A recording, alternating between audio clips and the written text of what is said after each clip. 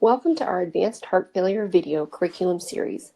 In this video, we will discuss Ecmo, which stands for Extracorporeal Membrane Oxygenation. Our learning objectives for this session are to review the mechanics, physiology, and support provided by VV or veno-venous and VA or veno-arterial Ecmo, list common indications and contraindications for use, and lastly, recognize complications of Ecmo and discuss mitigation strategies. Ecmo, which again stands for extracorporeal membrane oxygenation, provides the maximum temporary hemodynamic support available in modern medicine. This level of support is often managed by cardiothoracic surgeons, although advanced heart failure and transplant cardiologists are also commonly involved in the care of these patients. Ecmo provides support by draining blood from the vasculature and circulating it outside the body through a mechanical pump and an oxygenator. The oxygenator provides gas exchange by infusing oxygen into the blood while simultaneously removing carbon dioxide. The oxygenated blood is then returned back to the vasculature. There are two types of Ecmo, VV or veno-venous and VA or veno-arterial. Each type of Ecmo provides different support and should be chosen based on which organ needs support. VV Ecmo provides oxygenation and therefore supports the function of the lungs. VA Ecmo provides oxygenation and circulation and therefore supports the functions of both the lungs and the heart. VV Ecmo is indicated for isolated respiratory failure in those with otherwise stable hemodynamics without circulatory pathology. For example, acute respiratory distress syndrome, or ARDS, due to pneumonia or aspiration, airway obstruction, pulmonary contusion, say after trauma, smoke inhalation, bridge to lung transplant, intraoperative ECMO, or primary graft failure after lung transplant. These are all indications for use of VV ECMO. In VV ECMO, deoxygenated blood is removed from a vein, such as the superior vena cava, femoral vein, or centrally via the right atrium. It's oxygenated outside of the body and then returned through a single cannula system back to that same vein. Dual cannula systems can also be used, in which case deoxygenated blood is drained from one vein, oxygenated, and then returned to a different vein. As mentioned previously, VV ECMO provides oxygenation, therefore replacing the function of the lungs, but does not provide hemodynamic circulatory support, therefore does not replace the function of the heart. In VV ECMO, the patient's heart is still crucial to circulate blood throughout the body. In contrast to VV ECMO, VA or veno-arterial ECMO can temporarily replace the functions of both the heart and the lungs. This is because of its ability to both oxygenate blood and then circulate that blood throughout the body. Broadly speaking, VA ECMO is indicated for severe cardiogenic shock not adequately supported by traditional therapies. Some scenarios for which VA ECMO could be indicated include inability to wean from cardiopulmonary bypass after cardiac surgery, primary graft failure after heart transplant, need for peri-procedural support, or refractory cardiogenic shock from any cause, where ECMO is a bridge to either recovery or a bridge to an advanced therapy such as heart transplant. In VA ECMO, deoxygenated blood is removed from a vein, such as the superior vena cava, femoral vein, or centrally, directly from the right atrium, oxygenated outside of the body, and then returned to an artery, therefore bypassing both the lungs and the heart. Arterial return can be accomplished peripherally through the femoral, axillary, or carotid artery, or centrally, directly to the ascending aorta.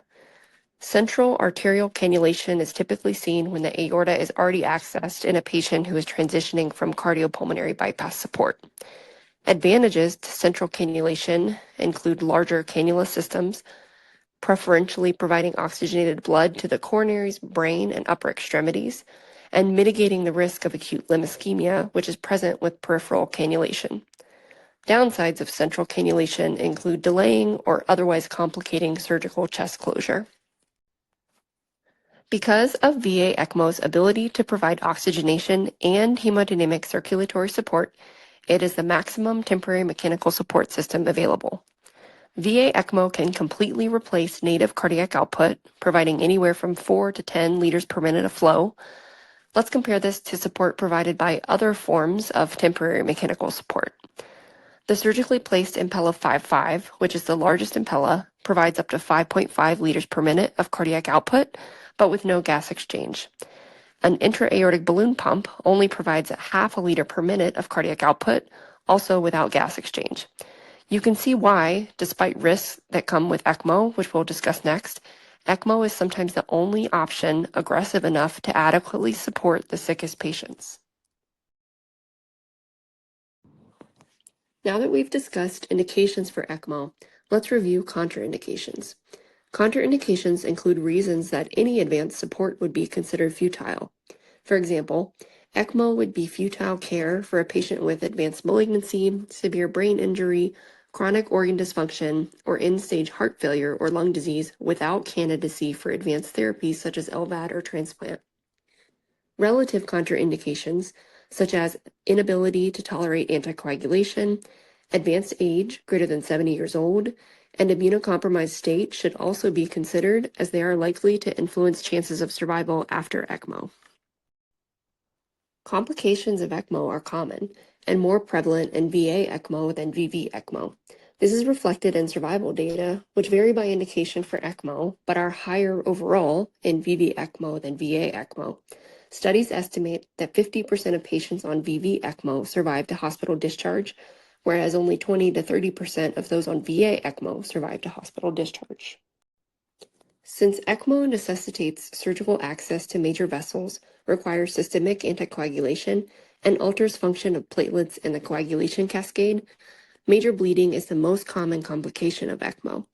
This can occur mechanically from bleeding at cannulation sites or spontaneously from the brain, GI tract, or abdomen, among other sites.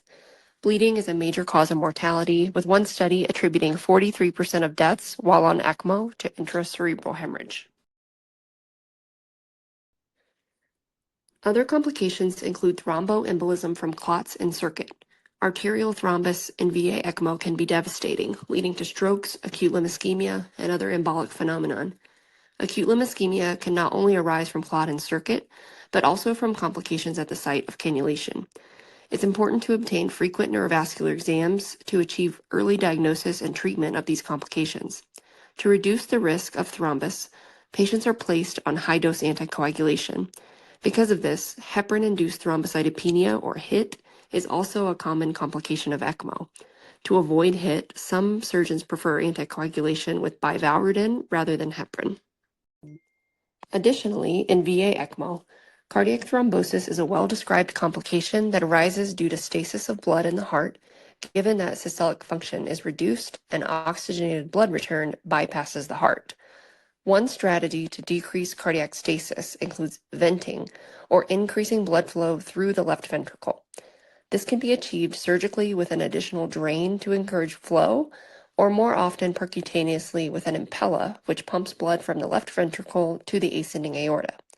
Impellas can also be useful to provide a step-down hemodynamic support option after ECMO decannulation. Another potential complication in VA ECMO is differential hypoxemia. You may hear this referred to as north-south syndrome, proximal distal syndrome, or Harlequin syndrome.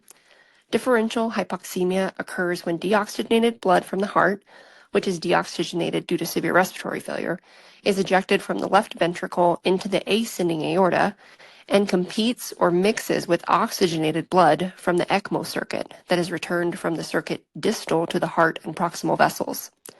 If this mixing point occurs in the descending aorta, for example, due to femoral artery return of flow, there can be an inability of oxygenated blood to reach the brain, coronary arteries, and upper extremities.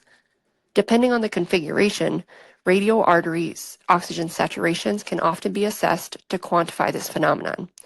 If necessary, a portion of oxygenated blood can be reconfigured to return to the right atrium, which would then flow through the heart and ascending aorta to aid in oxygenation of the brain, coronaries, and upper extremities. Other complications of ECMO, many of which are generally associated with critical illness, include renal failure, infection due to foreign bodies, arrhythmias, and electrolyte derangements. Let's summarize what we learned today. First, we described the mechanics, physiology, and support provided by VV and VA ECMO. We then listed common indications and contraindications for ECMO use. Finally, we discussed complications of Ecmo along with various mitigation strategies. Thank you for joining. Check out our other videos in our Advanced Heart Failure video curriculum series for more learning.